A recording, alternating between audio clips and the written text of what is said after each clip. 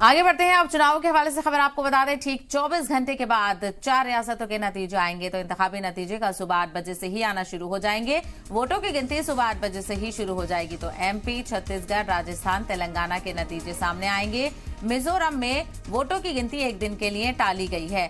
ईसाई पर्व के सबब सोमवार को वोटों की गिनती होगी या मिजोरम में। तो फिलहाल 4 रियासतों के नतीजे कल आपके सामने होंगे। कल जितने भी उम्मीदवारों की किस्मत ईवीएम में कैद हुई है वो खुल जाएगी और देखना बेहद अहम होगा, क्योंकि यहाँ पर इन 4 रियासतों में 50-50 का मार्जिन दोनों पार्टियों को देखने को मिल रहा है। जो एग्जिट पोल है उसने कहीं ना कहीं जो नतीजे हैं वो दिलचस्प कर दिए हैं और बहुत मार्जिनलाइज्ड रिजल्ट यहाँ पर रहने वाला है, क्योंकि राजस्थान में और मध्य प्रदेश में बीजेपी को बढ़त होती हुई दिखाई दे रही है, तो दूसरी तरफ तेलंगाना और छत्तीसगढ़ में कांग्रेस को बढ़त एग्जिट पोल के मुताबिक मिली है। और तेलंगाना के लिए भी बहुत खास होने वाला है, क्योंकि पिछले 2 इक्तदार से केसीआर की बीआरएस इक्तदार पर काबिज रही है। उसके लिए कितना बड़ा ये चैलेंज और सदमा होगा ये देखना बेहद अहम होगा। तो सुबह 8 बजे से ही लगातार जी सलाम पर आप अपनी नजर बनाए रखें।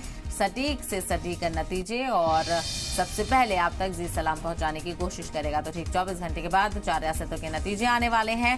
कल सुबह 8 बजे से ही वोटों की गिनती शुरू हो जाएगी और एमपी, छत्तीसगढ़, राजस्थान, तेलंगाना के नतीजे आने वाले हैं फिलहाल, क्योंकि मिजोरम के वोटों की गिनती को एक दिन के लिए टाला गया है। ईसाई पर्व है जो कि बड़े पैमाने पर मनाया जाता है और ऐसे में उसको देखते हुए इलेक्शन कमीशन ने ये फैसला लिया है कि मिजोरम की जो वोटों की गिनती है वो मंडे को की जाएगी, क्योंकि और मिजोरम में जो सैरुखी मुकाबला नजर आ रहा है, सैरुखी नतीजे एग्जिट पोल में नजर आए और किंग मेकर का किरदार कांग्रेस वहां पर अदा करती हुई नजर आ सकती है। तो नतीजों पर खास नजर रहेगी।